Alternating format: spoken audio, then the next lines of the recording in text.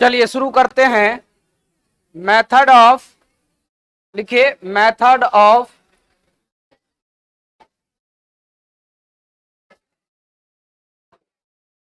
Method of concentration of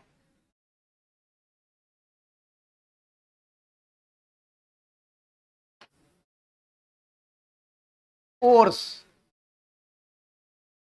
methods of concentration of ores, अयस्कों के सांद्रण करने की विधि। पिछले क्लास में हम लोग कंसंट्रेशन ऑफ ओर के बारे में पढ़े, आज उसकी विधि के बारे में पढ़ते हैं। Methods of concentration of ores, अयस्कों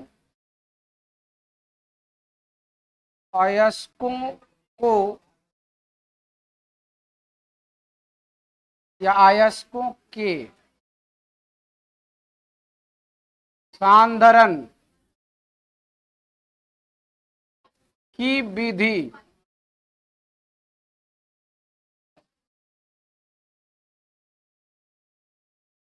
अयस्कों के सांद्रण की विधि, methods of concentration of ores, अयस्कों के सांद्रण की विधि।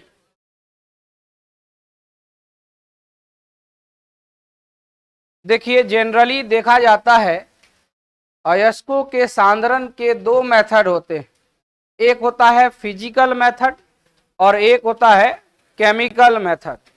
यानी हम लोग कह सकते हैं जनरली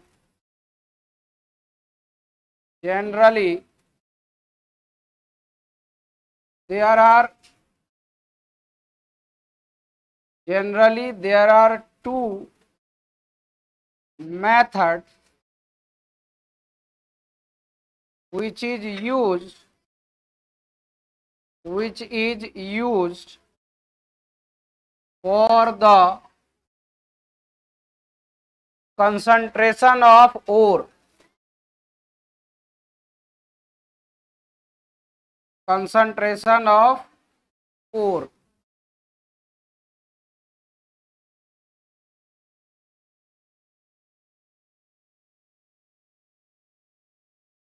क्या तुम लोग अभी तक नहीं शांत हो गए?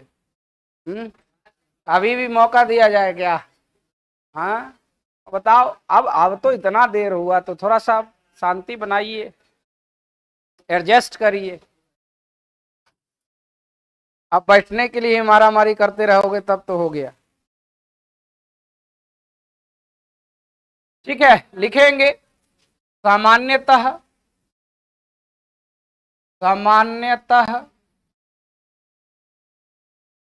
अयस्कों के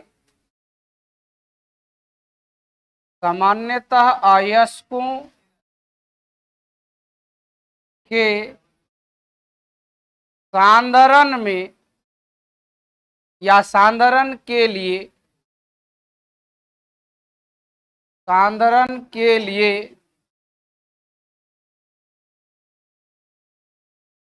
दो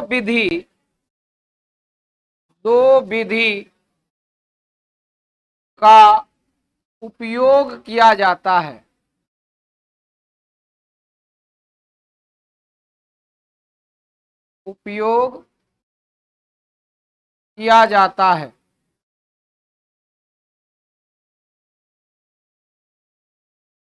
दो विधि में कौन कौन विधि है? एक फिजिकल मेथड है,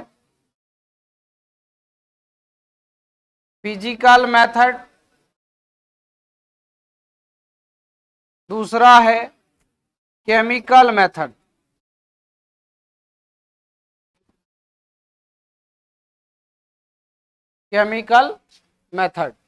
एक फिजिकल मेथड और दूसरा क्या है?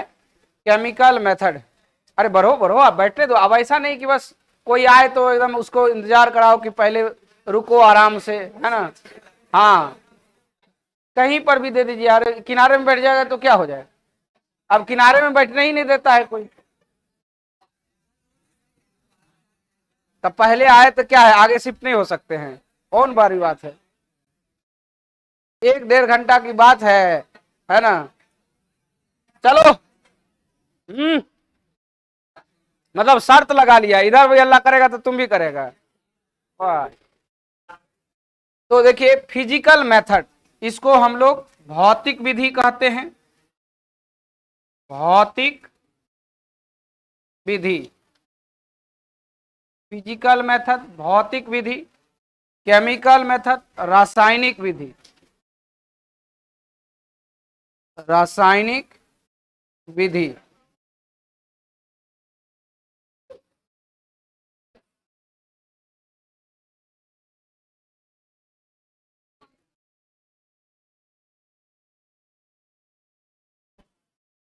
रासायनिक विधि, अब इसको अगर आप अलग अलग देखिएगा तो फिजिकल मेथड का कई प्रकार हैं, और केमिकल मेथड में जनरली हम लोग यूज करते हैं लीचिंग प्रोसेस को, जिसको हम लोग निच्छालन विधि कहते हैं। जो और जो होता है सोलेबल होता है जब सॉल्वेंट में, तब इसका इस्तेमाल करते हैं केमिकल मेथड का। यानी ये और जो आप देखते हैं, अयस्क देखते हैं, उसके प्रकृति पर निर्भर करता है। जो कंसंट्रेशन की जो प्रक्रिया है वह उसके अयस्क के प्रॉपर्टी पर निर्भर करता है। अब कहिएगा कैसे? जैसे अगर आप सिंपल आप देखते हैं, आप क्या करते हैं कि वहां से जो गेहूं है, जब आप जब गेहूं कटाई होती है तो उसको थ्रेसिंग किया जाता है, नहीं तो थ्रेसिंग करने के बाद गेहूं का दाना बाहर आता है, उसके साथ भूसा अवशिष्ट पदार्थ जो है वो सब आता है ना। तो उसकी एक अलग प्रक्रिया है, और तब आप गेहूं को पहले आप उसको क्या करते हैं, धो लेते हैं, धो करके उसमें जो मिट्टी का कण है वो सब क्या हो जाता है, अलग हो जाता है। वैसा ही धान वाले में कमोबेश उसी तरह की प्रक्रिया होती है, नहीं उसमें भी भूसा होता है, जब उसको आप क्या करते हैं, धान का कुटाई होता है ना, धान का क्या होता है, हाँ कुटाई होता है, और गेहूं का क्या होता है, हाँ पिसाई होता है ना। मतलब ऐसा आप पढ़े होंगे, पढ़े हैं क्या, जानते हैं पढ़े, हाँ पढ़े कैसे नहीं होंगे, ये आप पढ़े होंगे 11th 12th 10th क्लास में, कृषि का, कृषि से रिलेटेड और ये फसल से रिलेटेड कई चीज के बारे में आप पढ़े होंगे बायोलॉजी में, है ना। नहीं पढ़े तो ये आपकी बात है ना। अच्छा किया, कृपा किया कि नहीं पढ़ा, है ना, ताकि हमको मौका मिल गया पढ़ा देने का, है ना। चलो, तो कहने का मतलब है कि ये प्रॉपर्टी पर निर्भर करता है। कुछ ऐसे फसल होते हैं, फसल में अगर देखें तो जिसको आप डायरेक्ट यूज करते हैं, जैसे फल वगैरह है तो यूज करते हैं, उसको भी धोते हैं, मतलब 1-2 मेथड से ही काम उसमें चल जाता है। नहीं, अगर मान लीजिए कि अगर सिंपल, अगर आपके खेत में खीरा, खीरा समझते हैं, हाँ कुकुम्बर, तो उसको क्या करते हैं आप, उसको तोड़े, थोड़ा सा धोए, छीले चाहे नहीं छीले, लेकिन उसको खाना शुरू कर दिए, मतलब 1-2 स्टेप में हो गया। लेकिन जो अनाज वाला में देखे आप कई मेथड देखते हैं, वैसा ही यहां पर भी होता है कि अलग अलग प्रॉपर्टी के आधार पर इसको बांटा गया है। तो जिसमें से हम पहले बात करेंगे फिजिकल मेथड के बारे में। सबसे पहले हम लोग देखते हैं physical method. Physical method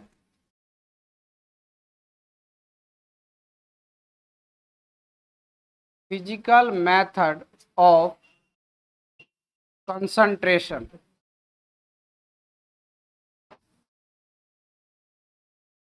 physical method of concentration, सांद्रण का भौतिक विधि, सांद्रण का भौतिक विधि, फिजिकल मेथड ऑफ कंसंट्रेशन, सांद्रण का भौतिक विधि।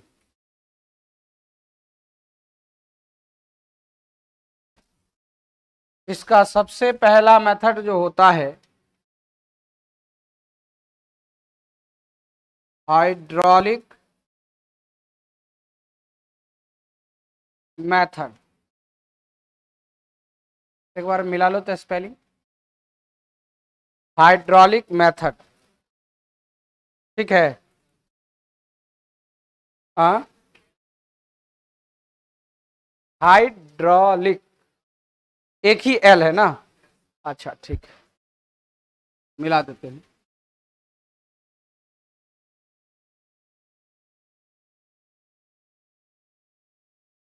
हाइड्रोलिक मेथड नाम से स्पष्ट है,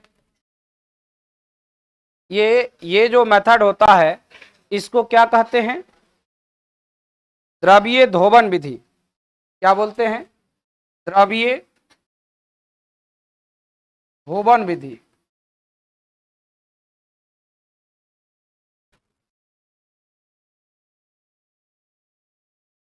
विधि यहां पर ये बात स्पष्ट हो गया है कि इसमें जल का इस्तेमाल होगा। क्या, हाइड्रोलिक वॉशिंग, हाँ ये भी सही बोला, ये यहाँ पर थोड़ा सा इसको चेंज कर लेते हैं, मेथड भी जोड़ देते हैं। क्या लिखेंगे, हाइड्रोलिक वॉशिंग, वॉशिंग थोड़ा सा और पीछे करना, हाइड्रोलिक वॉशिंग।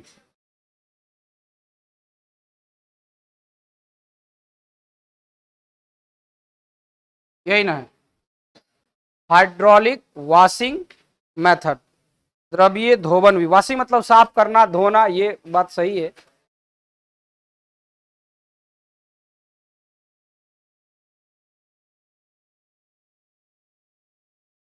सबसे पहला मेथड हाइड्रोलिक वॉशिंग मेथड, इसी को हम लोग ग्रेविटी सेपरेशन मेथड भी कहते हैं, या कह सकते हैं it is a type of, it is a type of, is a types of gravity separation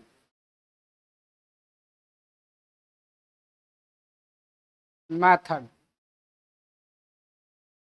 it is a type of gravity separation method।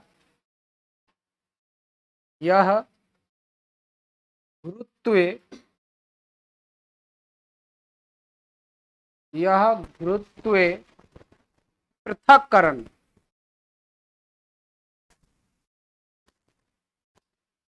पृथक्करण, गुरुत्व पृथक्करण विधि का प्रकार होता है या है। यह गुरुत्व पृथक्करण विधि का प्रकार है, कौन, हाइड्रोलिक वॉशिंग मेथड। इसमें क्या करते हैं, यहां पर देखिए हमारे पास यहां और प्लस इम्प्यूरिटी होता है, इम्प्यूरिटी, और के साथ क्या उपस्थित है, इम्प्यूरिटी है, और this impurity is also called gangue, this is called gangue, gangue और मैट्रिक्स भी, इसी को मैट्रिक्स भी कहते हैं, अधात्री कहते हैं, गेंग मैट्रिक्स, इसी को क्या बोलते हैं, अधात्री, अधात्री, ठीक है। और ये तो हमारा और है। अब ये जो और आपके पास है इसमें इम्प्यूरिटी मौजूद है, और इस इम्प्यूरिटी में अगर देखा जाए इम्प्यूरिटी और ओर में, तो एक जो है वह भारी है और एक क्या है, हल्का है। अगर मान लो कि ये लाइट है। ऊपर थोड़ा सा और बढ़ा लें क्या, ये देखिए ऐसे बढ़ा लें। हाँ, ये यहां पर हम ऐसा करते हैं, इसमें से दोनों का डेंसिटी में क्या है, डिफर, यानी एक हल्का है, दोनों में से कोई और या इंप्योरिटी, तब इस मेथड का इस्तेमाल करेंगे। यानी हाइड्रोलिक वॉशिंग मेथड का इस्तेमाल तब ये करेंगे जब ओर और इंप्योरिटी में अंतर होगा। क्या चीज का अंतर होगा, डेंसिटी का अंतर होगा। तो देखिए हम ये ओर को मान लेते हैं कि हाइयर डेंसिटी वाला है, हाइयर डेंसिटी, ठीक है। और जो इंप्योरिटी है वो क्या है, वो लोअर डेंसिटी वाला, लोअर डेंसिटी।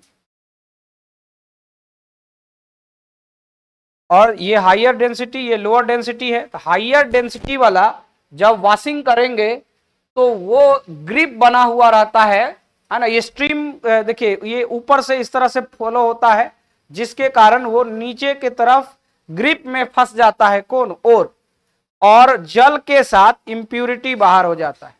अब देखिए समझते हैं।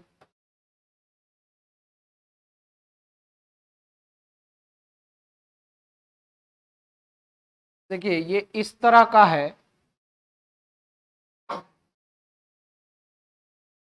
इसका फिगर से आप पूरा क्लियर समझ जाइएगा।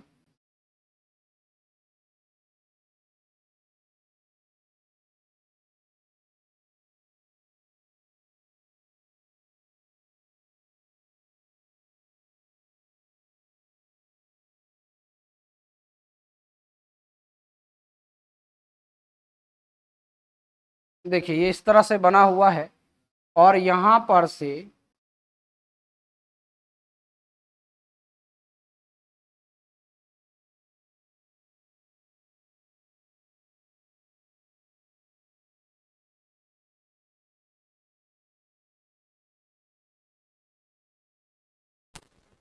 ये पाइप के सहारे यहां से पानी को इस पर प्रवाहित किया जा रहा है और यहां से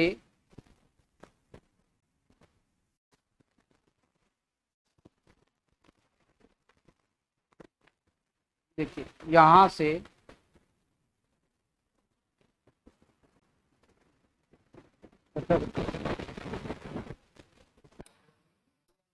डिस्टर्ब करता है आवाज ना। अच्छा ठीक, ये देखिए यहां से हम लोग क्या करते हैं,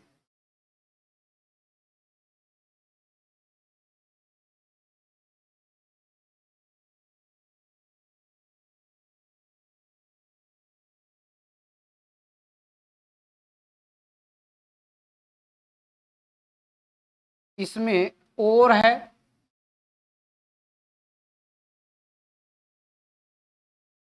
और ओर के साथ बहुत सारा इंप्यूरिटी, इस ओर के साथ बहुत सारा इंप्यूरिटी है और इस इंप्यूरिटी का डेंसिटी क्या है, कम। ओर के साथ जो डेंसिटी ये इंप्यूरिटी है उसका डेंसिटी कम है। तो यहां पर हम लिख देंगे, इसमें हम क्या ले रहे हैं, ओर प्लस इंप्यूरिटी,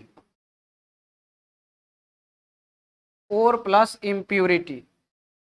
तो जैसे ही यहां से ओर और इंप्यूरिटी इस पर आएगा, यहां पर और बैठ जाएगा, इस पर भारी होने के कुछ अगर और बचा तो यहां आकर ग्रिप में फंस जाएगा, कुछ आगे पीछे और आगे बढ़ा तो मान लीजिए यहां आकर के फंस जाएगा, ठीक है। और ये जो और आपका इस और के साथ इंप्यूरिटी है, ये जल के साथ पानी जो यहां से मिल रहा है, इसके साथ ये पानी के साथ बह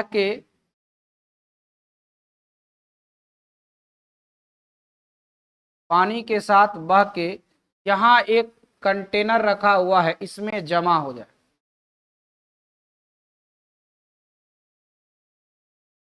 पानी स्ट्रीम ऑफ वाटर जैसे ही इसमें अप्लाई करेंगे तो ये सब यहां पर आकर के इसमें और इसमें जमा हो जाए, सॉरी और कहते हैं, इम्प्यूरिटी इसमें जमा हो जाएगा, ये इस तरह से में जमा हो जाएगा, इसको बाहर कर दिया जाएगा। ठीक है, इसमें क्या, ये जो आप देख रहे हैं ये है स्टीम ऑफ वाटर।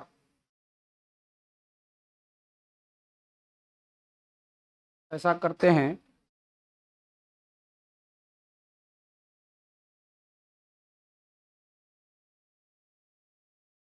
यहां से वाटर सप्लाई किया जा रहा है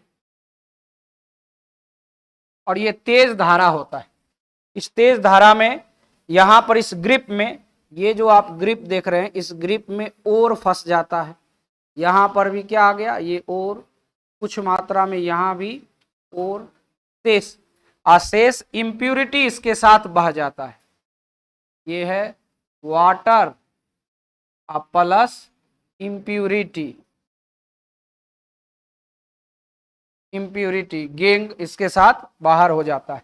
तो ये पूरा प्रोसेस क्या कहलाता है, यही प्रोसेस कहलाता है हाइड्रोलिक वॉशिंग मेथड कहलाता है। क्या कहलाता है, हाइड्रोलिक वॉशिंग मेथड। बनाइए इसका।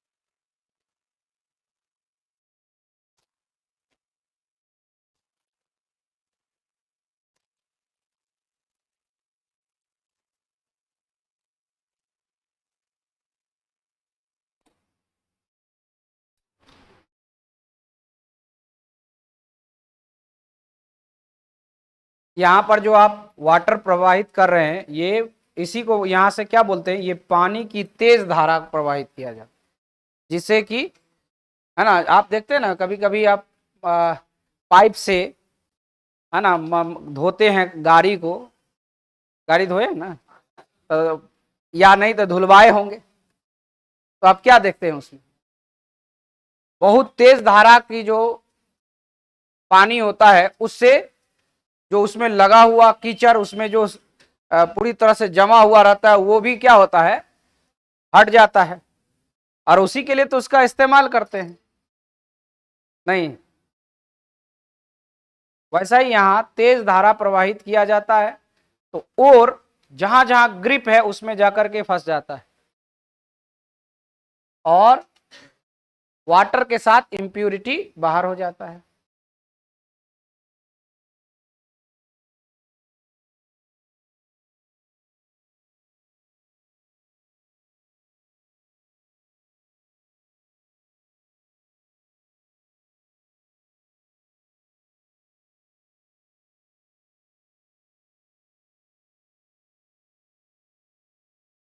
अगर इस केस में उल्टा ये होता कि ओर का डेंसिटी कम होता और इंप्यूरिटी का ज्यादा होता, तब क्या होता, तो इस ग्रिप में क्या फंस जाता, इंप्यूरिटी, और इसके साथ चलाता है यहां वाटर के साथ।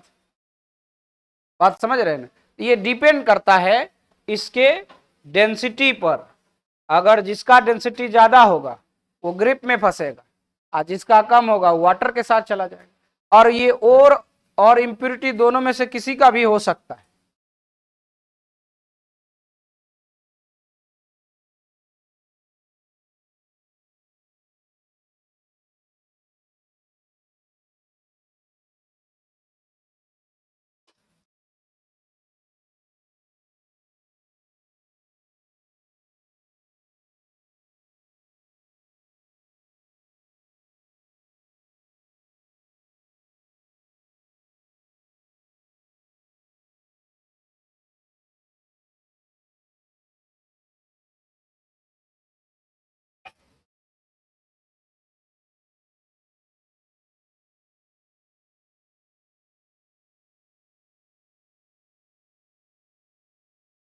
क्या मुस्कुरा रहा है?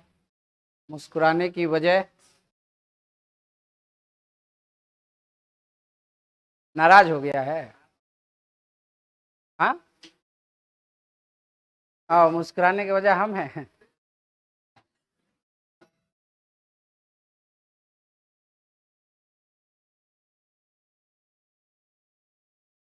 तब तो अच्छी बात है, किसी को तो मुस्कुराने के वजह बन गए हम। नहीं, और इंसान, कहा भी जाता है कि अगर आप किसी को मुस्कुरा देते हैं तो उसकी जिंदगी में कितना सेरोटोनिन आप रिलीज करवाते, ये आप जानते हैं? अब हंसो नहीं, ऐसा आप सच्चा, हम तो भाई केमिस्ट्री की बात ही बोलेंगे ना, केमिस्ट्री की भाषा में बताएंगे। इंसान अगर सही बात करें कि मन ही मन गुदगुदाए या मुस्कुराए, तो जितना सेरोटोनिन का लेवल कोई बात को सुनकर खुशी से झूमता है, उससे कई गुना ज्यादा वहां से उसको मिल जाता है।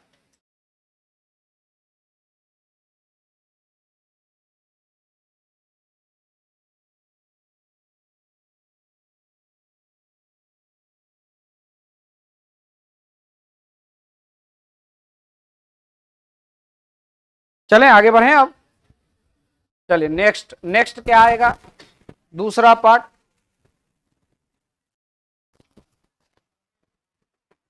दूसरा दूसरा पॉइंट में हम लोगों को देखना है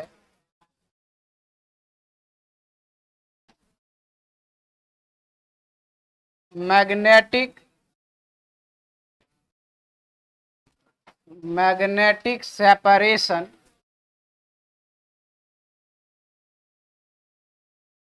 magnetic separation method. Magnetic separation method, चुंबकीय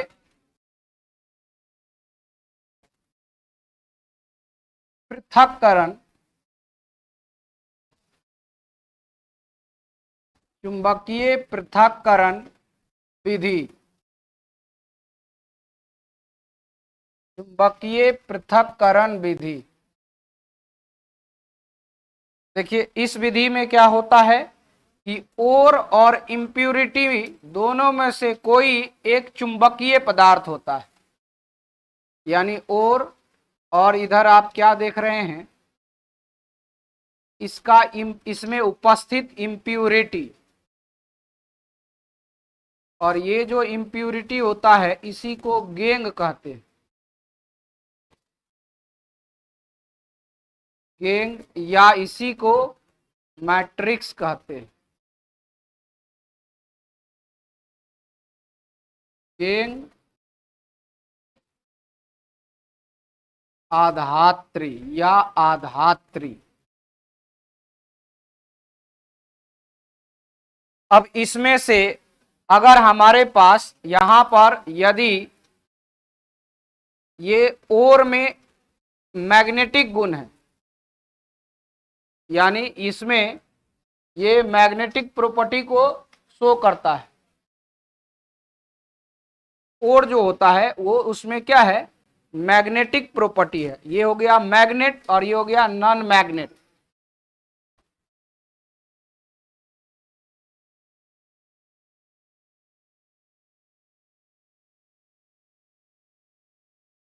और ये हो गया क्या, नॉन मैग्नेट।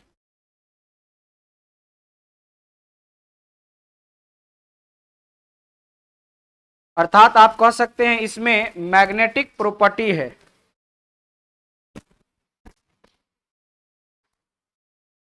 और में क्या है, मैग्नेटिक प्रॉपर्टी है, और इम्प्यूरिटी में क्या है, मैग्नेटिक प्रॉपर्टी नहीं है। यानी चुंबकीय गुण है और के पास, जबकि इम्प्यूरिटी के पास चुंबकीय गुण नहीं है। तो इसको एक विशेष प्रकार के, एक खास प्रकार से निर्मित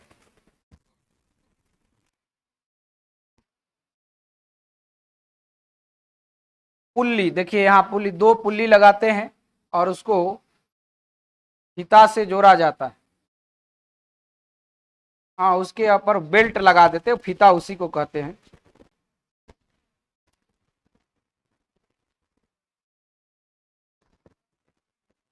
एक और ऐसा ही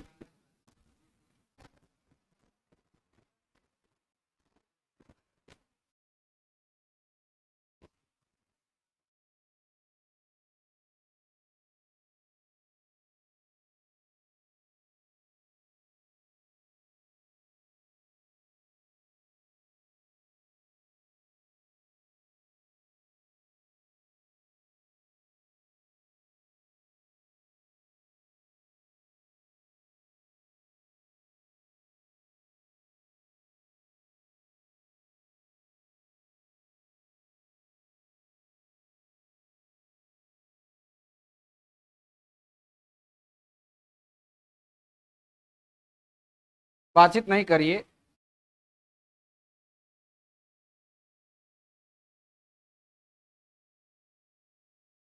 अब इसमें देखिए, ये जो आप देख रहे हैं ये पुल्ली लगा हुआ है, और यहां पर ये जो पुल्ली है जिसको आप बेल्ट से इस प्रकार से जोड़ देते हैं,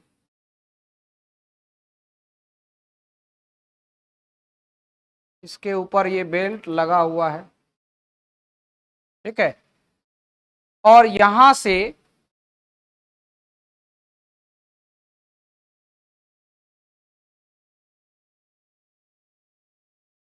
से हम लोग क्या करते हैं,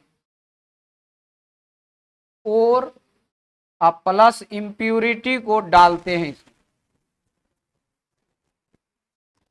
यहां से, और इसमें इम्प्यूरिटी जो है शुरुआत वाले में यहां से मिला दिया जाता है। इसमें कुछ इम्प्यूरिटी का है और कुछ क्या है, ओर के पार्टिकल्स हैं, उसको चूर्णित अयस्क बोलते हैं, चूर्ण बना करके। और जब इसको इस पे डाला जाता है तो ये पुल्ली जो है इस प्रकार से घूमती है, ऐसे, है ना। इस तरह से घूमा, घूमने के बाद इसमें जो इम्प्यूरिटी प्रेजेंट है, क्योंकि वो नॉन मैग्नेट है, तो जैसे ही यहां पर आएगा यहीं से छूट जाएगा, और छूट जाने के बाद ये धीरे धीरे यहां आकर इकट्ठा हो जाएगा, थोड़ा सा दूर हो जाएगा इससे। और जो ओर है वो यहां पर आकर के, ये जो पॉइंट देख रहे हैं यहां पर आकर के छूटेगा, और जब ये छूटेगा तो इससे दूर स्थिति में इसका जो है ओर जो है इस पॉइंट पर आकर के जमा होने लगेगा, और इंप्यूरिटी इधर बाहर इससे दूर फेंका जाएगा, मतलब चला जाएगा, जिससे आप क्या कह सकते हैं, बता सकते क्यों ये कैसा है, ये मैग्नेटिक पदार्थ है, तो इसलिए बहुत नजदीक है, ये मैग्नेट का होता है, इस वजह से ये मैग्नेट का सटा हुआ चलाएगा, यहां पर चिपक जाएगा, चिपकते हुए आएगा, जैसे ही फीता बाहर भागेगा तो बाहर, जैसे ही फीता मैग्नेट से दूर भागेगा तो ये क्या होगा, नीचे की तरफ आते चला जाएगा, है ना। तो ये यहां तक आप देखेंगे तो यहां जमा जो होगा, यहां पर ये क्या होगा, ओर होगा, और यहां जो जमा होगा ये इम्प्यूरिटी होगा, क्या होगा, इम्प्यूरिटी होगा। इस तरह से ओर में उपस्थित इम्प्यूरिटी को इस मेथड के द्वारा सेपरेट कर सकते हैं। इस तरह से ये ऐसे आता है, फिर ये ऐसे घूमता है, बात समझ, ये पुल्ली लगा करके लिखिए इसको, इसको बोलते हैं मैग्नेटिक सेपरेशन मेथड।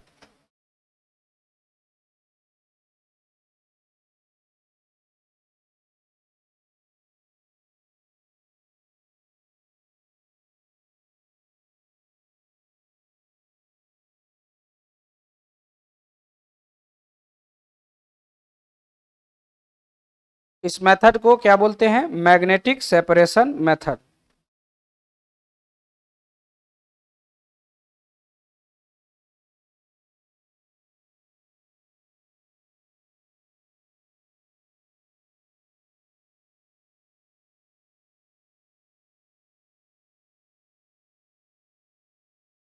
ये हो गया, ये हो गया मैग्नेटिक पार्टिकल, ऐसे लिख सकते हैं इसको हम लोग अगर लिखे तो ये मैग्नेटिक पार्टिकल आप कह सकते हैं। और ये क्या होगा, ये होगा नॉन मैग्नेटिक पार्टिकल, आप ऐसे भी बना सकते हैं। तो यहाँ पर जो बनेगा जमा होगा, और जिसको आप मैग्नेटिक पार्टिकल माने हैं ये, और यहाँ जो इम्प्यूरिटी आएगा जमा होगा, है ना। यहाँ पर आप लिख सकते हैं, ये हो जाएगा नॉन मैग्नेटिक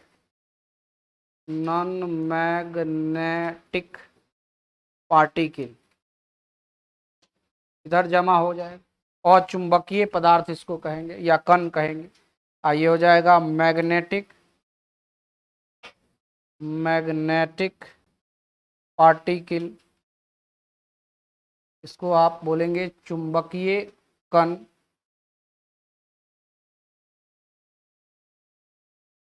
चुंबकीय कण, इसको क्या बोलेंगे, अचुंबकीय कण।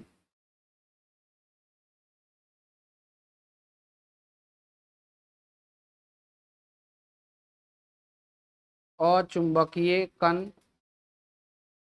और ये जो रोलर है ये मैग्नेटिक, ये जो आप देख रहे हैं ये कैसा रोलर है, मैग्नेटिक रोलर है।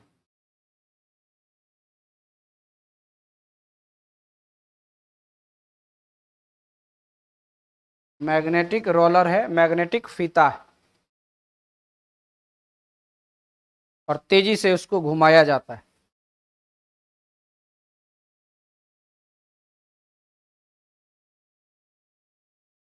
ये उसी के लिए लागू होगा जो मैग्नेटिक और नॉन मैग्नेटिक पदार्थ होगा,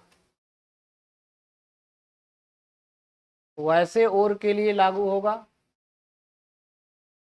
जो मैग्नेटिक हो और उसमें उपस्थित इम्प्योरिटी नॉन मैग्नेटिक हो। जैसे अगर आयरन का अगर ले लें तो आयरन के साथ और भी कई नॉन मैग्नेटिक पदार्थ उपस्थित होता है, तो आयरन जो है वो जमा हो जाएगा कहाँ पर, जहां अभी आप देख रहे हैं रोलर में जो और उपस्थित है यहाँ पर जमा हो जाएगा, और जो इम्प्योरिटी है वो बाहर हो जाएगा।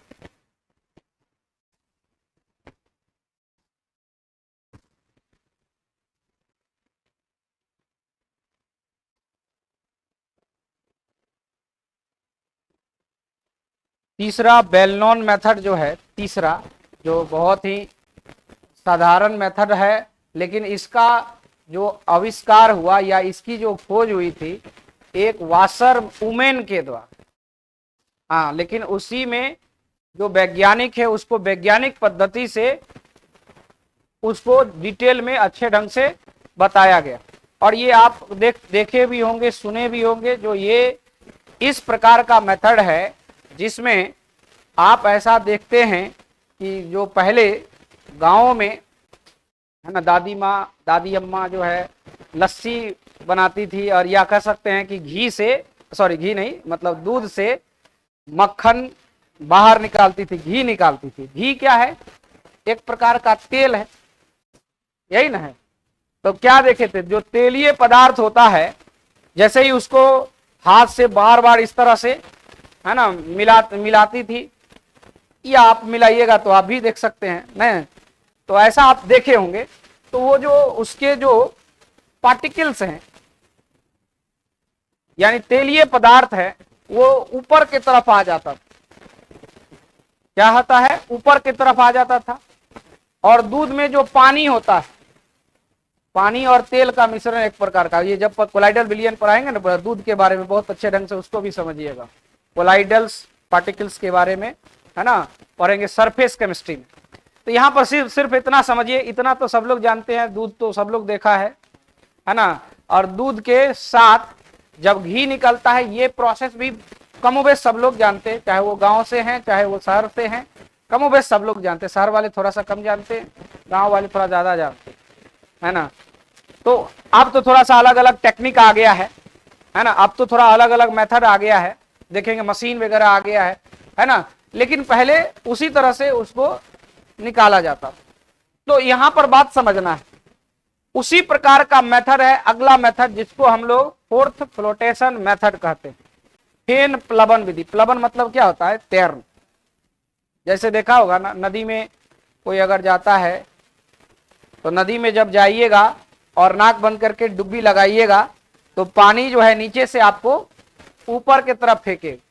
अब इसका प्रयास नहीं करना है जाकर के, जिसको तैरने आता नहीं है तो, है ना। हाँ, ऐसा नहीं कि आप उसको जाकर चेक करना कि सर बोले थे सही बात है या गलत बात। अब बहुत लोग चेक किए हुए होंगे, है ना। जो लोग नहीं चेक किए हैं वो कदापि नहीं जाए, है ना। तो अगर जाना भी होगा, कभी समझना भी होगा, तो आप अपने कोई ट्रेनर के साथ ही जाएंगे, और खासकर गंगा जैसे नदी में तो जाना ही नहीं, है ना। हाँ, हम ये नहीं करें, हो सकता है हम ये इस सुनो, हम ये नहीं करें कि वहां नहीं जाना चाहिए, जाना चाहिए, लेकिन अकेले नहीं, कोई ट्रेनर के साथ, दो साथी भी रहो तब भी नहीं जाना है। अब आपको नहीं आ रहा है, उसको भी नहीं आ रहा तैरने, तैरने आता है वो भी दिक्कत है, वो भी फंस सकता है, समझ रहे हैं। इसीलिए ये सब ध्यान रखना है, और प्रैक्टिस करने का पता कर चला गया वहां देखने की सही बात है या गलत बात है, तो समझ ऐसे कोई बात को तुम लोग सही करवे नहीं करता है, जाकर ट्रेनिंग कर, जो सही है वो आई गलत वाला में तुरंत ना रिएक्शन कर लेता है तुम लोग। हाँ तो सुनिए, उसमें क्या होता है, जैसे ही आप पढ़े होंगे फिजिक्स में, जैसे पानी में डुब्बी लगाता है लोग, तो पानी जो है ऊपर की तरफ उसको फोर्स लगाता है, जिसको बॉयंसी फोर्स बोलते हैं, उत्प्लावन बल कहते हैं। क्या बोलते हैं? उत्प्लावन बल कहते हैं। ठीक है, पानी में पदार्थ, कोई भी भारी पदार्थ भी जो हम रखते हैं और उसको ले जाते हैं, तो हमें क्या महसूस होता है? क्या महसूस होता है? हल्का महसूस होता है। भारी पदार्थ है, लेकिन आप उसमें आसानी से ले जा सकते हैं। क्यों? क्योंकि आपको थोड़ा सा सहारा की आवश्यकता होती है। तो अजब नहीं लगता है? अपने आप में नहीं लगता कि वाह क्या बात है, देखो बहुत आसान चीज है। जिंदगी अगर पानी में ही रहता तो कितना मजा आता। नहीं, सब कुछ को उठाना नहीं पड़ता, एकदम आसानी से यहाँ से वहां खींच कर ले जाते, है ना। ऐसा लोग सोच सकता है।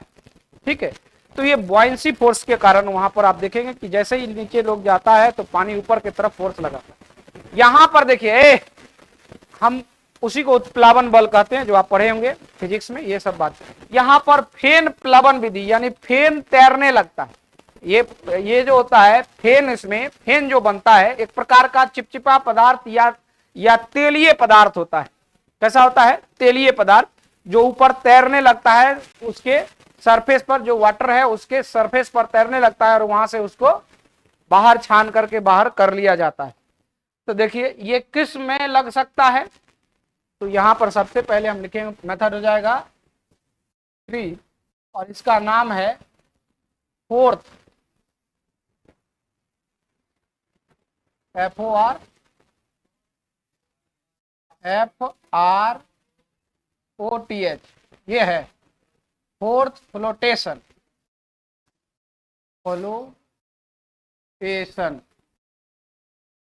मेथड,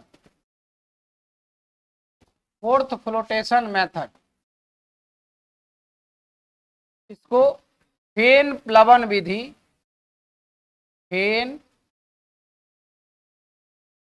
प्लवन विधि कहते हैं। फेन प्लवन, ये सीधी सी बात है, प्लवन मतलब तैरना है, फ्लोट करना। और ये वैसे अयस्कों के लिए लागू होता है जिसमें तेल पदार्थ जैसा, तेल जैसा कह सकते हैं, है ना, गुण होता है। जैसे सल्फाइड ओर, जितने भी सल्फाइड ओर है ना, लिखेंगे sulphides ores,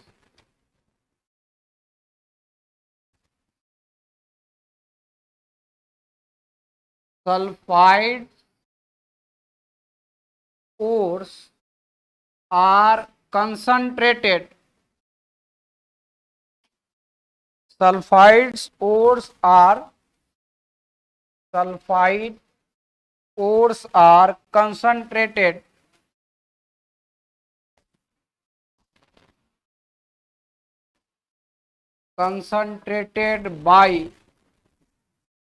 concentrated by this method.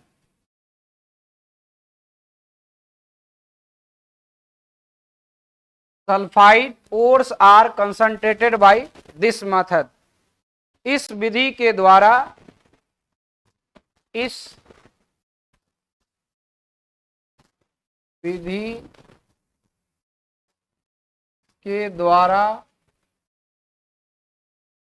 Sulphide अयस्कों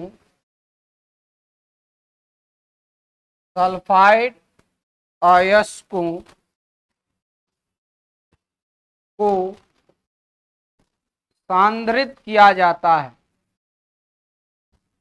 सांद्रित किया जाता है।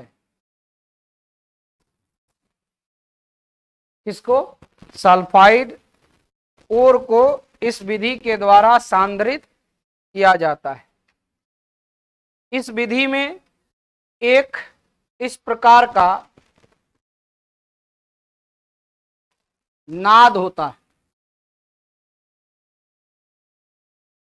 इस प्रकार का एक नाद होता है और इसमें ये इस यहां से इस प्रकार का देखिए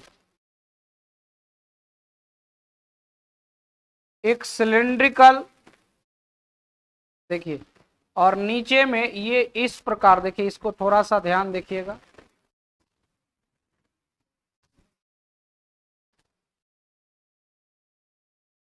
ये पैडल होता है, ये पैडल को इस तरह से घुमाया जाता है। रही देखे होंगे ना? रही नहीं नहीं देखा? दाल उल को घाटने के लिए इस्तेमाल करते हैं तो उसको क्या बोलते हैं? दाल घटनी, रही बोलते हैं ना? क्या बोलते हैं?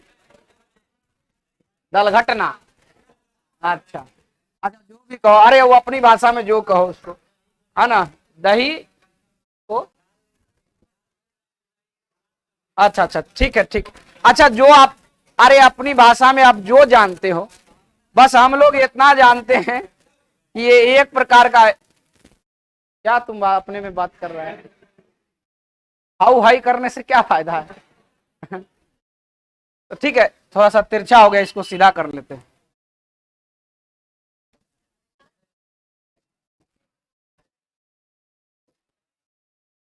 बातचीत नहीं करिए, यहाँ देखिए सभी लोग।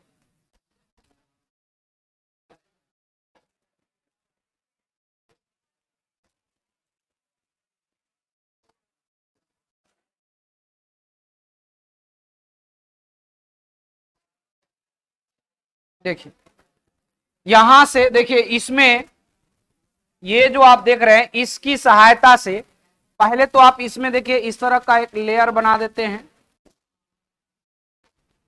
ये लेयर है, इसके अंदर इसमें घुमाने वाला, यहां से देखिए इसको घुमाने के लिए ये चक्र, इसको पकड़ने के लिए यहां पर पहले एक बना देते हैं।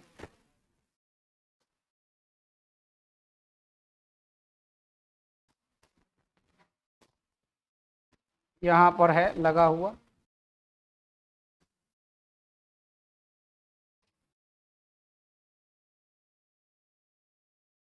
ये देखिए, और इसी को घुमाया जाता है, इस तरह से इसी को घुमाया जाता है। इसमें जो पदार्थ मिला रहे हैं, जो ओर मिला रहे हैं, वो कौन सा ओर है? देखो सल्फाइड ओर। ये यहां से वायु, एयर भी इसमें मिलाया जाता है, ये एयर इसमें मिलता, इससे जाता है, ठीक है।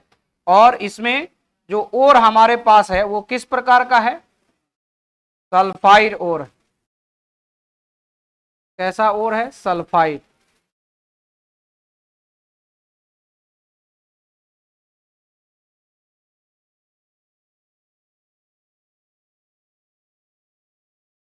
अब देखिए जो ओर होता है ना, वो फेन के रूप में जमा हो जाता है, इसका फेन बन जाता है, जो चिपचिपा पदार्थ होता है और ऊपर में यहां पर आकर के जम जाता है।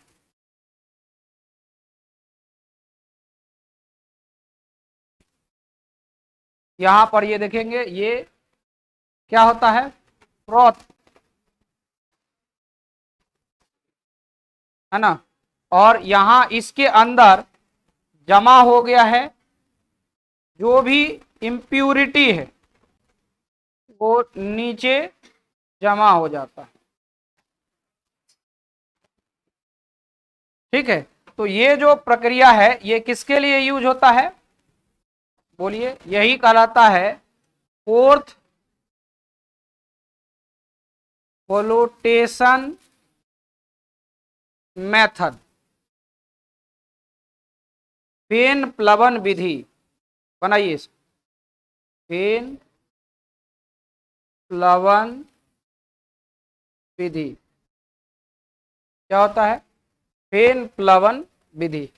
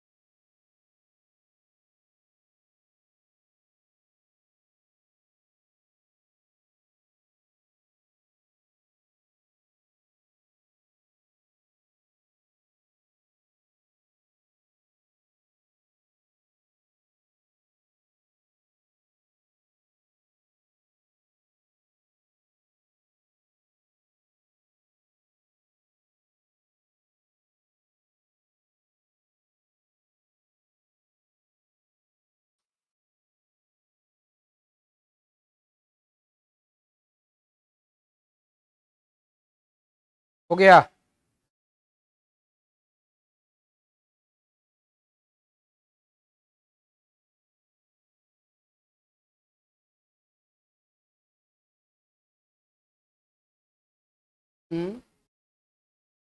हाँ तो क्या? हाँ तो क्या? कोई जरूरत नहीं, कोई जरूरत नहीं।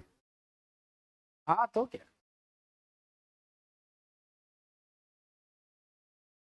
देखो क्वेश्चन आता है, क्वेश्चन आपको ज्यादातर इस केस में क्या ऑब्जेक्टिव टाइप आता है कि सल्फाइड अयस्क को कैसे सांद्रित करते हैं, तो फोर्थ फ्लोटेशन मेथड से करते हैं। समझ रहे हैं? ज्यादातर ये तो मेन रूप से समझने के लिए पूरा चीज बताया जा रहा है कि स्टेप बाय स्टेप आप समझ जाएं कैसे है, कैसे होता है। इसके बाद अगला जो है वो केमिकल मेथड। ये हो गया किस तरह का, लिखे इधर क्या? नहीं, जगह इधर नहीं बना। अच्छा जल्दी करो, जल्दी थोड़ा सा तेजी से। देखो इस बात का टेंशन नहीं रखना है कि हमको इसका डिस्क्रिप्शन ये आप बता दिए, पूरा डिस्क्रिप्शन ही है ना, फिगर बना रहे हैं तो कि आप किस तरह का काम कर रहे हैं, वही चीज को क्या लिए हैं क्या है वो सबको लिखते जाइए, तो वो भाषा बन जाएगा, लैंग्वेज बन जाएगा। समझ रहे हैं ना? इसीलिए आपको इस तरह 2 नंबर का क्वेश्चन रहता है अगर आपको, या 1 नंबर का रहता है। 1 नंबर में ज्यादातर क्वेश्चन रहता है कि अगर सल्फाइड अयस्क को सांद्रित किया जाएगा तो किसके द्वारा किया जाएगा, किस प्रोसेस के द्वारा किया जाएगा, फोर्थ फ्लोटेशन मेथड के द्वारा। अगर कोई मैग्नेटिक सबस्टेंस है तो उसको किस तरह से किया जाएगा, तो मैग्नेटिक सेपरेशन विधि से। अगर कोई भारी सबस्टेंस है या कुछ हल्का है, मतलब उसके साथ जुड़ा हुआ ओर है, तो उसको कैसे, तो हाइड्रोलिक मेथड के द्वारा, ग्रेविटी सेपरेशन के मेथड के द्वारा, है ना। यही तो प्रोसेस जानना है, और यही स्टेप बाय, मेन रूप से एक्सट्रैक्शन ऑफ मेटल को समझने के लिए ये पहला स्टेप है, ठीक है ना। पहला स्टेप अभी हम लोगों ने दिया कंसंट्रेशन के बारे में, मेट्रोलॉजी। आइए नेक्स्ट जो है,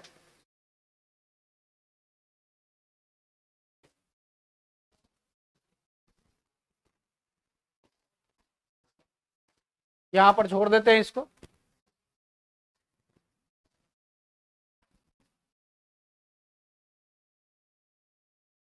देखिए केमिकल मेथड,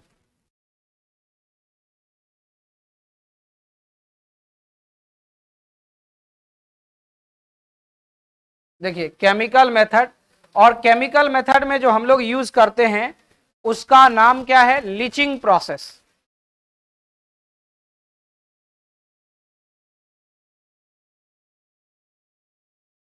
लीचिंग प्रोसेस, निच्छालन, निच्छालन विधि। क्या यूज करते हैं, लीचिंग प्रोसेस, इसी को हम लोग क्या बोलते हैं, निच्छालन विधि बोलते हैं, ठीक है।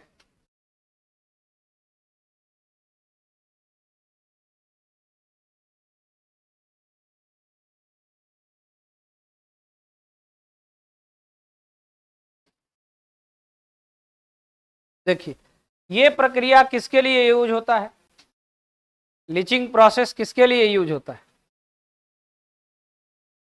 ये वैसे अयस्कों के लिए इस्तेमाल किया जाता है जो उपयुक्त सॉल्वेंट में घुलनशील होता, सोलेबल होता। यानी लीचिंग का प्रक्रिया वैसे अयस्कों के लिए इस्तेमाल होता है, वैसे अयस्कों को सांद्रित करने के लिए इस्तेमाल होता है जो सुटेबल सॉल्वेंट में, उपयुक्त सॉल्वेंट में घुलनशील होता। यानी लिख सकते हैं this method, this method is used for those ores, this method is used for those ore, या लिख सकते हैं used for concentration of,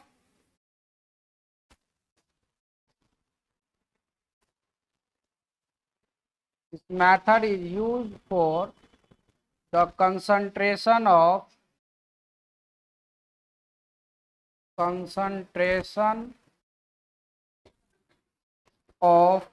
those ores,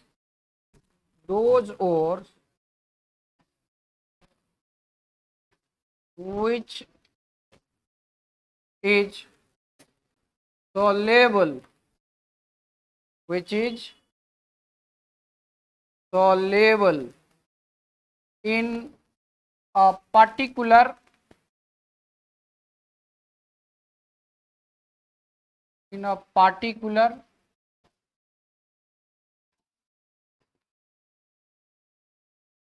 solvent, in a particular solvent।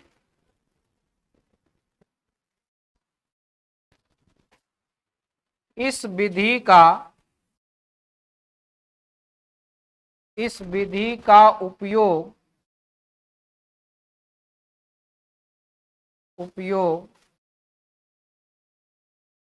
वैसे अयस्कों के,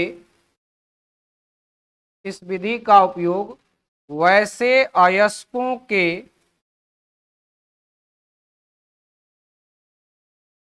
सांद्रण, वैसे अयस्कों के सांद्रण के लिए किया जाता है जो किसी खास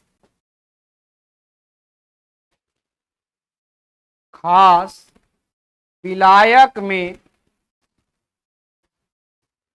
किसी खास विलायक में घुलनशील हो, किसी खास विलायक में घुलनशील हो, या सुटेबल सॉल्वेंट भी, मतलब जैसा रहेगा वैसा ही सॉल्वेंट का इस्तेमाल करना पड़ेगा, तब ना लाइक डिजॉल्व लाइक का कंसेप्ट को पालन होगा। समान चीज समान को घोलता है, इस तरह के कंसेप्ट को वो पालन करेगा। तो सुटेबल सॉल्वेंट यहां पर इस्तेमाल किया जाए, इस बात को ख्याल रखना। अब इस मेथड में आप कई उपयोग देख सकते हैं। कई अयस्क ऐसे हैं जिसमें इस प्रोसेस का इस्तेमाल किया जाता है, जिसमें सबसे पहला अगर आप देखते हैं तो बॉक्साइट अयस्क का। इसके लिए for example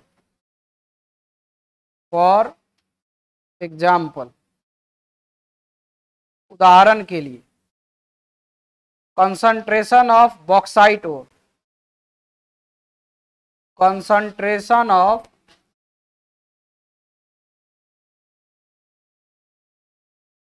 bauxite ore, concentration of bauxite ore, bauxite अयस्कों का सांद्रण, बॉक्साइट अयस्क का सांद्रण ऐसा लिख सकते हैं।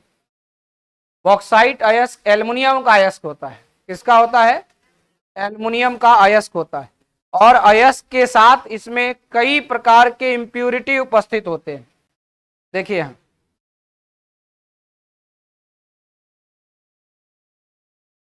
बॉक्साइट ओर, इस ओर के साथ SiO2 होता है, इसके साथ Fe2O3 होता है, इसके साथ TiO2 होता है ना, ये सब इसके साथ उपस्थित होता है।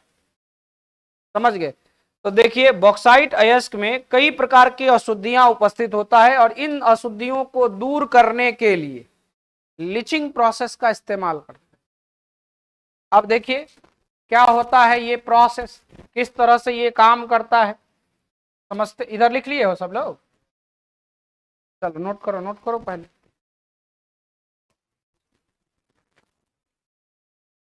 ये जो प्रोसेस यहां लिख रहे हैं, एल्युमिनियम के निष्कर्षण में भी ये स्टेप लिखेंगे, मतलब ये पूरा इसको नहीं लिखेंगे, ये अगर आपको लिखना होगा तो लिखिएगा, नहीं भी लिख सकते हैं, लेकिन केवल यहाँ पर ये जो बॉक्साइट अयस्क का जो सांद्रण है वो नाम लिखेंगे कि किस प्रोसेस से उसको सांद्रित करते हैं।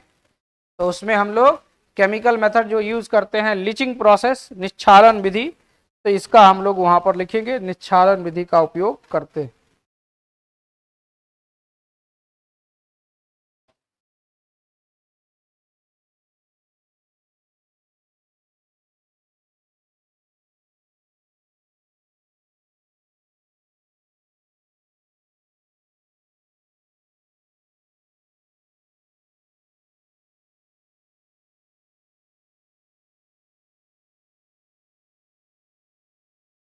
हो गया?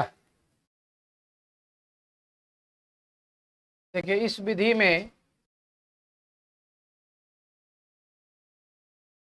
देखिए जो ये एल्यूमिना जो होता है उसको हम लोग डिजोल्व करते हैं concentrated solution of sodium hydroxide, suitable solvent है ना। तो concentrated solution of sodium hydroxide यानी Al2O3 जो एल्यूमिना है, इसको डिजोल्व करते हैं सोडियम हाइड्रोक्साइड में, और ये एक सॉल्यूशन है तो H2SO4 भी H2O भी है यहाँ।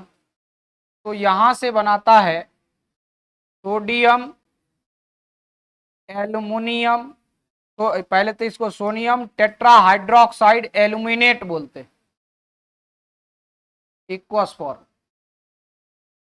ठीक है, अब इसको देखिए बैलेंस करना होगा। देखिए तो बैलेंस करने एल्युमिनियम Al2O3 सोडियम हाइड्रोक्साइड, यहां पर जो बना है ये एक प्रकार का कॉम्प्लेक्स कंपाउंड, जो वहां पर स्क्वायर ब्रैकेट के अंदर जो बना है ना, इसको क्या बोलते हैं? कॉम्प्लेक्स कंपाउंड बोलते हैं, यही कॉम्प्लेक्स ही बोलते हैं। जटिल, आगे एक चैप्टर पढ़ रहे हैं इनऑर्गेनिक में, लास्ट चैप्टर है ना, उसको कोऑर्डिनेशन कंपाउंड या उसी को कॉम्प्लेक्स कंपाउंड भी कर। तो यहाँ बैलेंस करने के लिए यहाँ 2 लगा देते हैं, तो 2 लगाने के बाद सोडियम में यहाँ 2 लगाएंगे, क्योंकि एल्युमिनियम 2 है पहले से। चेक करके देखते हैं कि वाटर में भी कुछ लगाना पड़ेगा। 2 हाइड्रोजन है, 2 उधर है, तो उधर हो गया 4 दूना 8 हो जाए, 2 से पूरा में मल्टीप्लाई होता है। तो इसका मतलब है कि यहाँ पर कितना लगेगा, देखिए यहाँ 2 यहाँ है, 2 यहाँ, 4 हो गया, लेकिन इधर हो गया 4 दूना 8। तो इसको अगर आप 3 यहाँ लगाते हैं तो 3 दूना 6 या 2 8 हो जाता है, अब वो पूरा हो जाता है। और ऑक्सीजन चेक करके देख लीजिए, 3 और 3 वहाँ कितना, 3 3 6 2 8 और वहाँ 4 दूना 8 हो गया। ठीक है, ये इसको हम लोग बोलते हैं सोडियम टेट्रा हाइड्रोक्साइडो, टेट्रा हाइड्रोक्सी भी लिख सकते हैं, हाइड्रोक्सी, टेट्रा हाइड्रोक्सी एल्यूमिनेट, और यहां पर जैसे ही टेट्रा हाइड्रोक्सी एल्यूमिनेट लिखे, इसका ऑक्सीडेशन नंबर लिखना होता। तो ये देखिए यहाँ पर अगर हम देखें तो ये होता है 4 माइनस इसका होगा, है ना, और ये इसका 1 प्लस इसमें घटाए तो ये 3 प्लस यहाँ आ जाए, यानी यहाँ पर आपको 3 इस तरह से देना हो। ठीक है, ऑक्सीडेशन स्टेट को स्क्वायर ब्रैकेट के अंदर लिखते हैं, धातु के ऑक्सीडेशन। ये हो गया कॉम्प्लेक्स सॉल्ट का नोमेनक्लेचर, ये स्टेप बाय सिखाएंगे आपको कैसे लिखना है। अभी यहाँ पर यूज है इसलिए डायरेक्ट हम यूज कर दिए। लिखिए इसको, ये फर्स्ट स्टेप हुआ है, अभी पूरा काम नहीं हुआ है, हमारा केमिकल प्रोसेस है ना। ये फर्स्ट स्टेप, अभी हम लोग ने पहला स्टेप को यहां से निकाला है।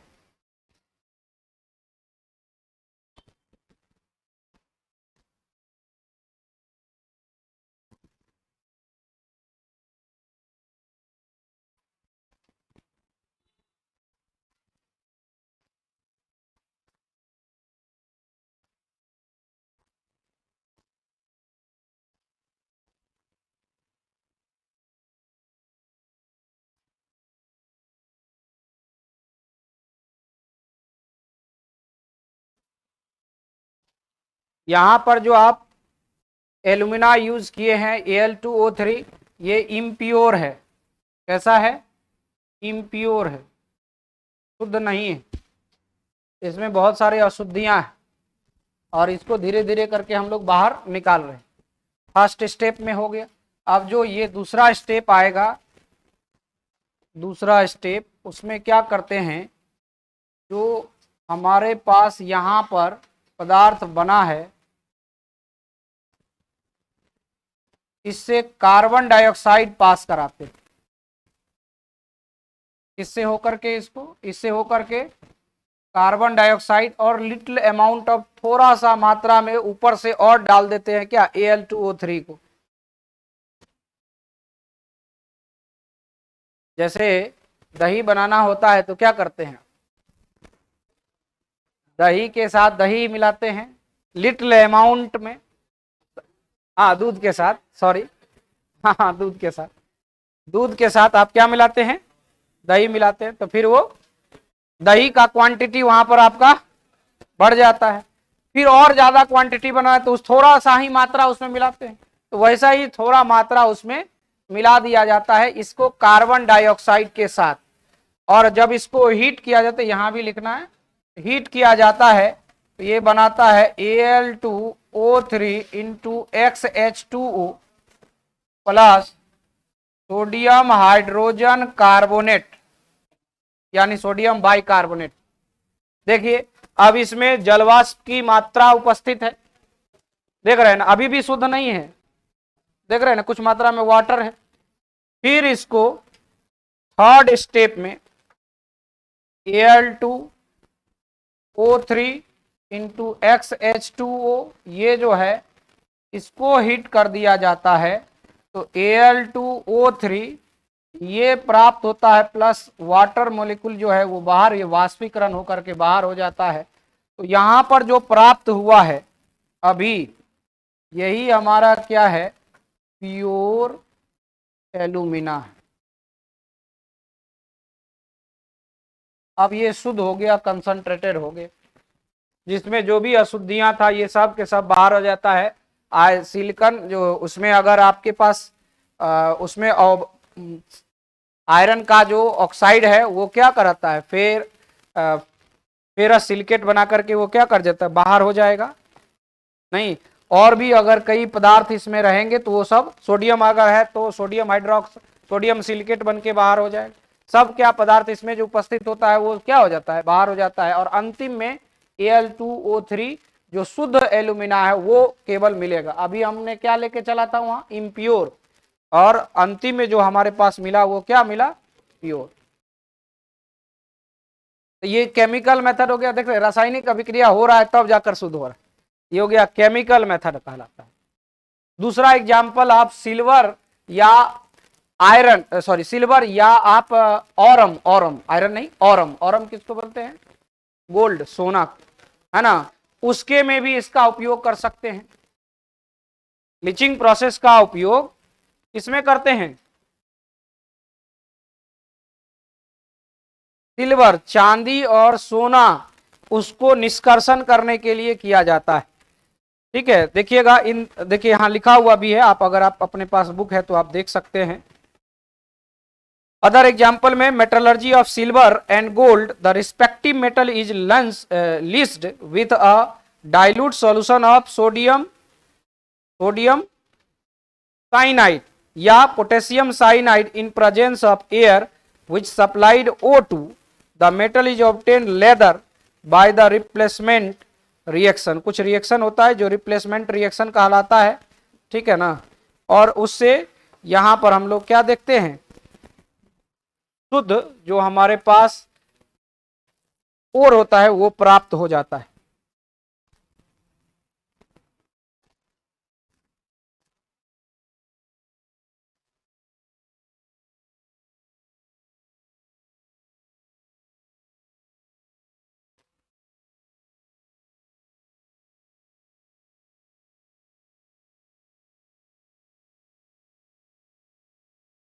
हो गया, चलें इसको बढ़ाएं ऊपर। दूसरा एग्जाम्पल यहां लिख देते हैं, और मेटलर्जी ऑफ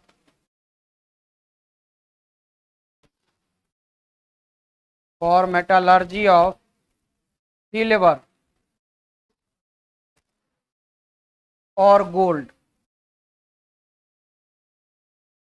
सिल्वर और गोल्ड, इसके धातु क्रम में क्या यूज करते हैं।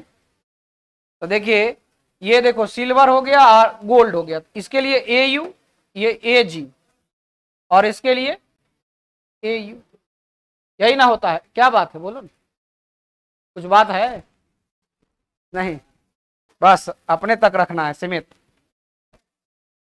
देखिए, तो इसमें हम लोग यूज करते हैं, जैसे अगर मान लीजिए कि यहां पर Ag और Ag मेटल है, और Ag मेटल को यहां पर सोडियम साइनाइड या पोटेशियम साइनाइड, तो देखो सोडियम ये देखिए यहां पर पहले लिख देंगे NaCN या फिर KCl।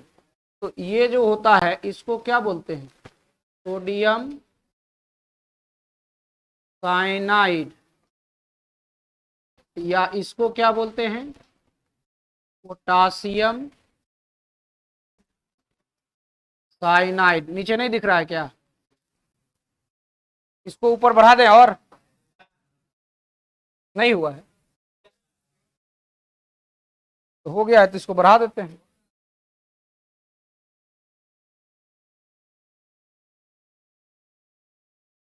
देखो, अब यहां पर हम लोग दो धातु का इस्तेमाल किए हैं, क्या क्या है, सोना और चांदी, बहुत कीमती वाला ही यूज किए सोना वायु से रिएक्शन करता है, अक्रिय होता है। और ये गोल्ड जो है वो आपको ऊपर पट्टी पर फ्री स्टेट में मिल जाए, है ना, ऐसा होता है, संभव है। अब यहां देखिए, ए क्या यार तुम तो अपने में। अब इसको क्या रहा है कि अगर इसमें से कोई धातु है और इसका मेटलर्जी का प्रोसेस अपनाना है तो इसके अयस्कों को मिला देते हैं किसके साथ, सोडियम साइनाइड के साथ या पोटेशियम साइनाइड। तो देखो ऐसा कर सकते हो, ये अगर सोडियम साइनाइड है तो ये Na+ में आता है और ये Cn- में। फिर अगर ये पोटासियम वाला है तो इसमें क्या होगा, K+ हो जाएगा और Cn- होगा। तो साइनाइड देखो दोनों में तो सेम ही है, तो हम यहाँ पर साइनाइड को लेकर के काम करते देखते हैं। देखो इस दो धातु में से धातु ये दो है तो इसको हम मेटल लेते हैं, M मेटल हो गया। और यहां पर जो पोटेशियम या सोडियम साइनाइड है उसमें से कोई एक का हम इस्तेमाल करेंगे, या तो सोडियम का कर लो या पोटेशियम का कर लो, है ना, कोई भी आप कर सकते हो। तो अगर आपके पास यहां पर हम यूज कर रहे हैं, यहां पर Cn लिख देते, देखो साइनाइड का लिख देते, इस तरह से लिख दी, तो साइनाइड लिख दिए, इसका मतलब है कि इसके साथ सोडियम होगा या फिर पोटेशियम। साइनाइड पर माइनस हमने लिखा है, इसका मतलब है कि उससे जुड़ा हुआ क्या होगा, सोडियम होगा या पोटेशियम, दोनों हो सकता है, सोडियम भी हो सकता है या पोटेशियम भी हो सकता है, दोनों हो सकता है, ठीक है ना। अगर पूरा रिएक्शन भी आप इसके साथ लिख सकते हो।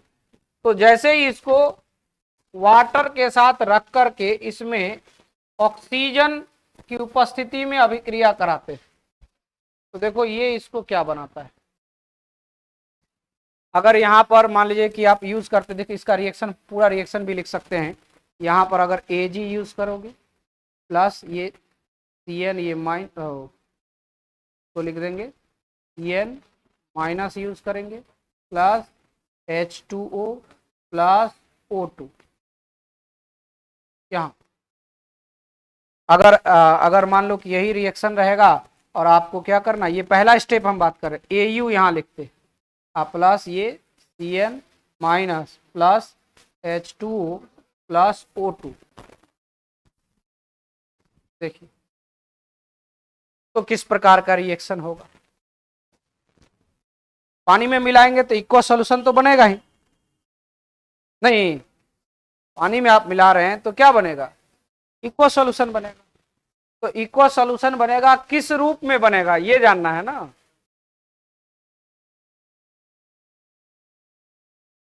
इक्वा सॉल्यूशन जो बनेगा वो किस रूप में बनेगा। अभी देखिए ऊपर वाला में सबसे पहले जो हम लोग पढ़े थे उसमें देखिए कैसा कंपाउंड बना था, उसको बोलते हैं कॉम्प्लेक्स कंपाउंड। नहीं देख रहे हैं ऊपर, देखिए ना ऊपर जो सबसे वाला लिखे तो कॉम्प्लेक्स कंपाउंड बना, यहां पर भी बनेगा वो कॉम्प्लेक्स फॉर्म में आएगा। नहीं देख पीछे करे क्या, देखो स्क्वायर ब्रैकेट के अंदर लिखे, देखिए इसके अंदर लिखे थे स्क्वायर ब्रैकेट के अंदर, तो स्क्वायर ब्रैकेट के अंदर लिख रहे हैं तो ये कैसा हो गया, कॉम्प्लेक्स। तो यहां पर भी वैसा ही हो, ये स्क्वायर ब्रैकेट के अंदर इसको लिखें, तो स्क्वायर ब्रैकेट के अंदर अगर आप लिखेंगे तो देखो ये आ जाएगा M और यहां से Cn, और ये कितना यहां माइनस, ये हो जाएगा इक्वस। अगर ये मेटल है, जो भी मेटल रहेगा इसको, ठीक है ना, इस तरह से लिखेंगे। अब यहां पर समझना, अगर मान लो कि यहां सोडियम लेते तो यहां पर सोडियम लगा दीजिए तो ये खत्म हो जाएगा, प्लस माइनस, है ना। अगर यहाँ पोटेशियम लीजिएगा तो यहाँ क्या लेंगे, फिर वो संख्या आपको बैलेंस करना होगा, हम उसके बारे में भी आपको बताते हैं।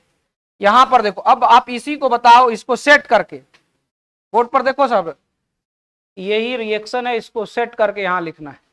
देखो मेटल के जगह पर क्या आएगा, Ag, ये हो जाएगा ये Cn, यहां हो जाएगा 2, ये माइनस, इसको एक्वस लिखे। फिर अगला देखो इस स्टेप में Au, यहां हो जाएगा Cn ऑल 2, यहां क्या होगा इक्वस। यहां इसको साइनो बोलेंगे। जैसे इसके साथ अगर आप देखो तो इसका इसका क्या नाम हो जाएगा, डाई साइनो, दो बार है तो डाई साइनो। ये क्या है, सिल्वर अर्जेंटेट है, अर्जेंटम ना बोलते हैं इसको, तो अर्जेंटेट लिखेंगे, जैसे एल्यूमिनेट वहां लिखे थे, यहां क्या लिखेंगे, अर्जेंट। इसका पूरा प्रोसेस है कोऑर्डिनेशन कंपाउंड में, नोमेनक्लेचर का पूरा आप सीख जाइएगा, इसलिए अभी घबराना नहीं है। क्या बोल दे रहे हैं, आपको लग रहा होगा कि कुछ नया चीज बोल दे रहे हैं, तो यहां पर ये कहलाएगा क्या, डाई साइनो अर्जेंटेट। इसका जो ऑक्सीडेशन नंबर निकालिएगा तो ये +1 आएगा। देखिए चेक कर देते हैं, AgCN, यहाँ 2 और यहाँ ये माइनस। तो देखो इसको अगर आप चेक करोगे तो क्या आएगा, ये आ जाए, इसको मान लेंगे x +2 गुना साइनाइड पर -1, ये इक्वल टू -1। तो देखो x बराबर कितना हो जाएगा, -2, यहाँ देखो x -2 इक्वल टू -1, x बराबर हो जाएगा -1 + 2 यानी +1। देखो +1 ऑक्सीडेशन स्टेट आएगा, और यही इसी को स्क्वायर, इसी को हम लोग रोमन अंक में लिखते हैं जब इसका नोमेनक्लेचर। तो सिंपल आप इसमें देख रहे हैं क्या कर रहे हैं कि यहाँ मेटल ले रहे हैं, और ये साइनाइड क्या नाइट किसका हो सकता है, सोडियम का या पोटेशियम का। ठीक है, अगर मान लो कि हम यहाँ पर ये सोडियम रखते यहाँ पर, तो इसका मतलब यहाँ सोडियम लग जाता पहले आकर, यहाँ अगर पोटेशियम लगते तो यहाँ क्या आ जाता, पोटेशियम आ जाता। जैसे देख लो हम यहाँ हम लिखते हैं सोडियम, यहाँ आ जाता क्या, सोडियम। अब बैलेंस करना है तो देखो 2 है आपके पास इधर, है ना, मेन रूप से हम कॉम्प्लेक्स सॉल्ट को केवल हम लिख रहे हैं, ये इसका जो कंपाउंड है उसको नहीं लिख रहे, बात समझ रहे हैं। तो इससे सोडियम यहाँ बैठ जाएगा, फिर यहाँ पर अगर पोटेशियम रहेगा तो यहाँ पोटेशियम आ जाएगा, जो भी है। तो कोई एक को लेकर के हम लोग काम कर रहे हैं लिखने के लिए। तो ये प्रोसेस पहला स्टेप हुआ है, अभी हमारा कैसा हुआ है, फर्स्ट स्टेप, अगला स्टेप बाकी है, लिखो इसको।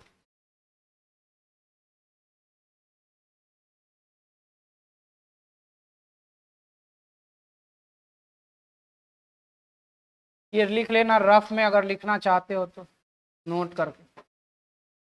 उसी तरह से अगर इस स्टेट में मतलब कॉम्प्लेक्स सॉल्ट के रूप में बना हुआ AU, तो इसका भी ऑक्सीडेशन स्टेट क्या होगा, +1 आएगा।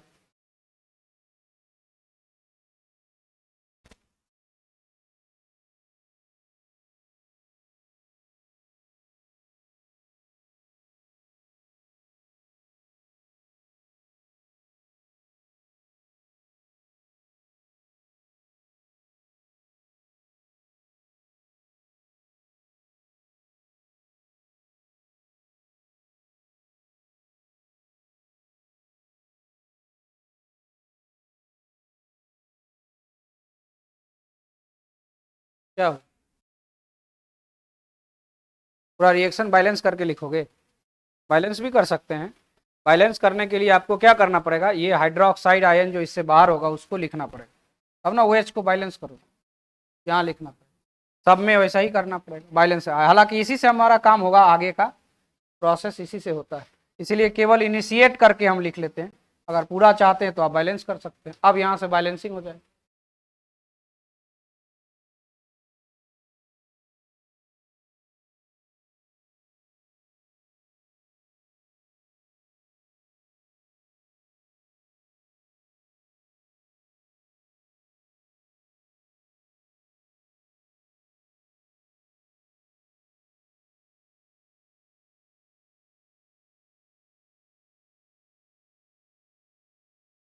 ये सब पढ़ा था 10th क्लास, पढ़ा था कि नहीं, लेकिन वहां पर आप जो पढ़े होंगे और इसमें कई अंतर आपको नजर आ रहा है, इसीलिए क्योंकि जो प्रोसेस आप वहां पर अपना देखो, सब कुछ सही है, वही चीज हम यूज कर रहे हैं, लेकिन वहां पर आप बहुत सारे चीज के बारे में जानते नहीं थे, है ना। यहाँ पर है सोडियम साइनाइड लिख रहे हैं तो किस पर प्लस आएगा माइनस, ये सब भूल गया होगा, या जानता भी होगा, बताया भी गया होगा, तो उसको उतना इग्नोर करके चलता है। मैग्नेटिक सेपरेशन से लेकर के फोर्थ फ्लोटेशन यार सब चीज के बारे में उसमें वहां डिस्कशन, लेकिन रिएक्शने नहीं करने आता है। फिजिकल मेथड तो कुछ हद तक आप जान भी जाते हैं, लेकिन केमिकल मेथड में रिएक्शन ही नहीं करने आता। अब इसको बैलेंस करना होगा तो क्या करेंगे बताइए। कलर चेंज कर लेते हैं ताकि लिखने में आसान पता चले। देखिए वहां पहले उस पॉइंट को देखिए, वाटर कितना है, वाटर मॉलिक्यूल इधर देखिए, ऑक्सीजन आपके पास 1 और ये 2 है, और वहां कितना है, वहां 3 है, अच्छा 3 है, सॉरी यहाँ 3 है, हाँ इसमें 3 है, ठीक है। तो उसको किस तरह से बैलेंस करेंगे,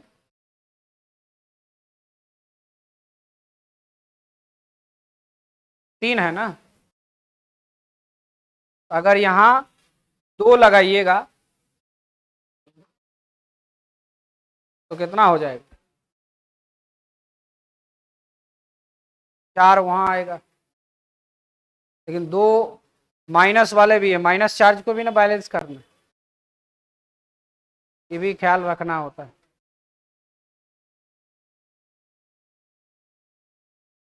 क्या बोला, चार्ज को बैलेंस देखना है उसको, जैसे 1 माइनस और 1 माइनस यहां भी है, 2 माइनस, इधर कितना है 1 माइनस, तो इस माइनस को पूरा करने के लिए हमें क्या लगाना पड़ेगा,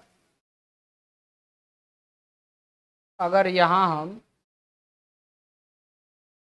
4 यूज करें, 2 लगाते हैं, 2 दूना 4, और ये कितना हो जाएगा 2 हो जाएगा, और ये 2 हो गया 4 हो गया, तो इसका मतलब यहाँ 4 यूज हो, ऑक्सीजन तो हो गया, हाँ 5 माइनस हो गया ना,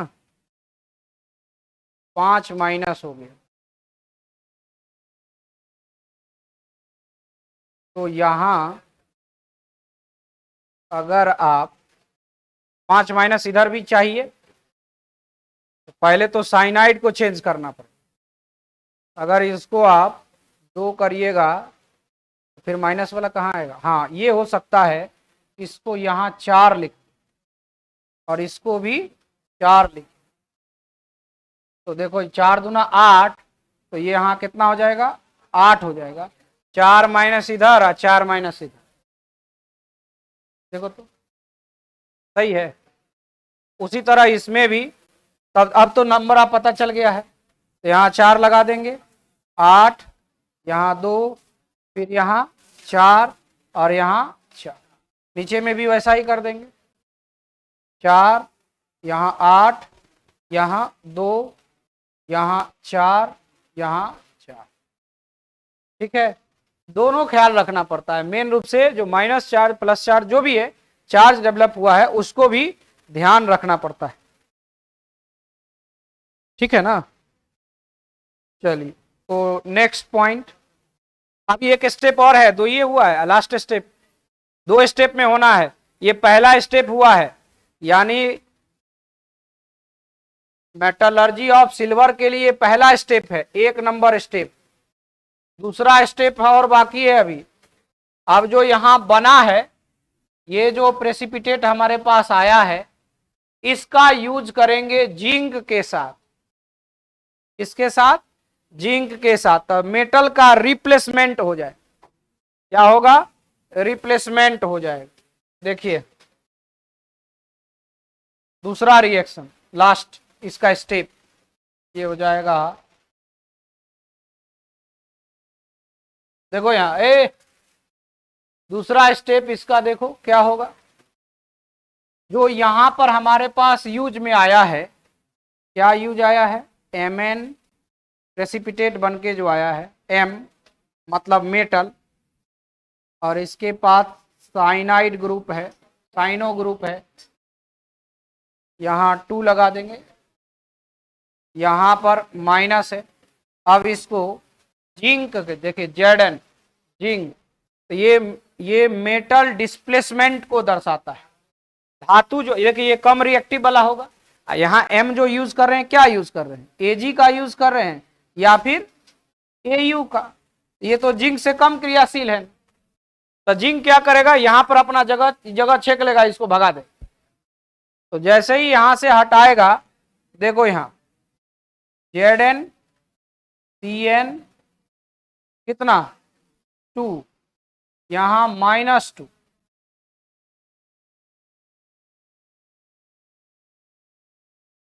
और ये यहां से मेटल जो है ये बाहर हो जाए।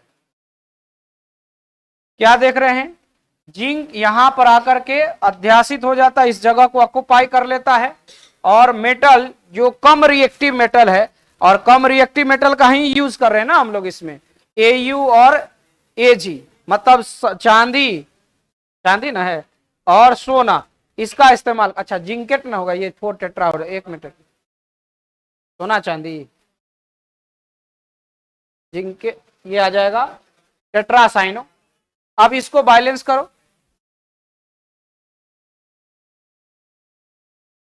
यहां पर इसको बैलेंस करना है। अब इसका ऑक्सीडेशन स्टेट अगर ये हो, ये कहलाता है टेट्रासाइनो जिंकेट।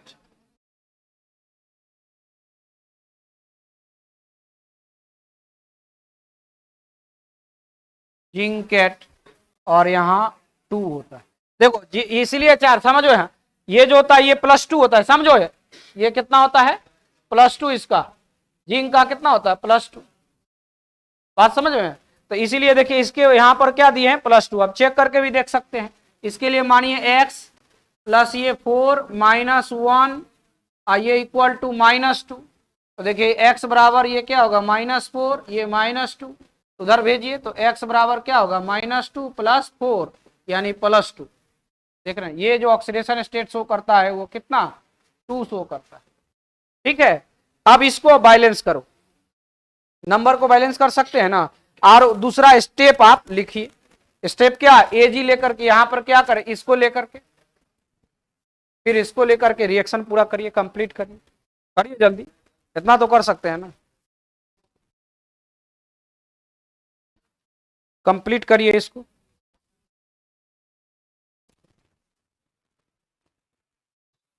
जितना चार्ज है उतना चार्ज उधर भी रहना चाहिए, बैलेंस करना है। साइनो देखो उधर कितना है 4 है, इधर कितना है 2 है, तो क्या कर दें इधर 2 लगा देते हैं, 2 लगाइएगा तो देखिए मेटल भी कितना लग जाएगा 2 लग जाएगा। अब देखिए 2 माइनस इधर भी है, 2 माइनस इधर भी, चार्ज भी बैलेंस हो। अब आपको क्या करना है, इसके लिए रिएक्शन लिखना है, यहाँ दोनों के लिए अलग अलग करके अपने से लिखना है, केवल सेट करना है, आपको बैठाना है, m के जगह पर Ag रख के सॉल्व करिए, पूरा करिए।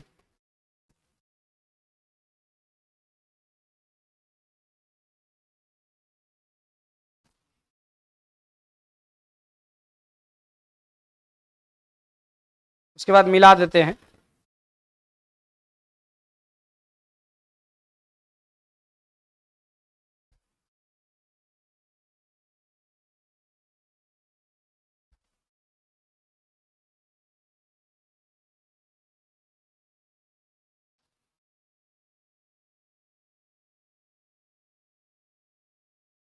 क्या Ag के लिए आया, ऊपर बढ़ा लें,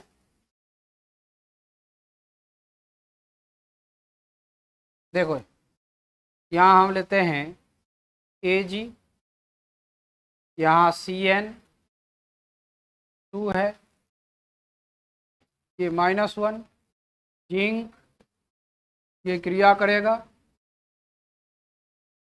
Zn Cn यहाँ पर आएगा 4, ये -2 प्लस मेटल, मतलब मेटल में क्या है Ag, ये Ag बाहर हो जाएगा। बैलेंस करने के लिए यहाँ 2 लगा देंगे, यहाँ भी 2 लगा देंगे।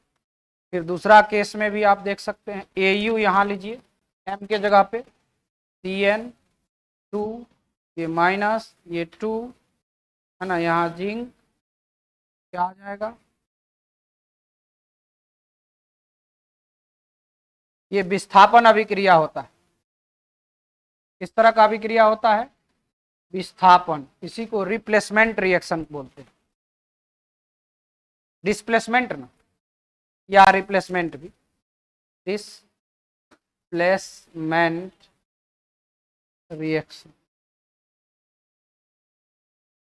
अब यहां पर जो आपके पास निष्कर्षित हो गया है एजी, विस्थापन अभिक्रिया, एजी या एयू। अच्छा यहाँ क्या लिखे हो, एयू ना होगा, उल्टा हो गया, एयू होगा। जहां पर एयू ले रहे हैं तो एयू ना होगा।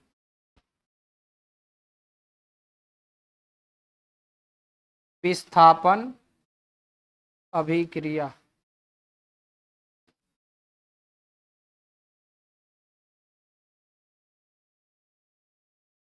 विस्थापन अभिक्रिया।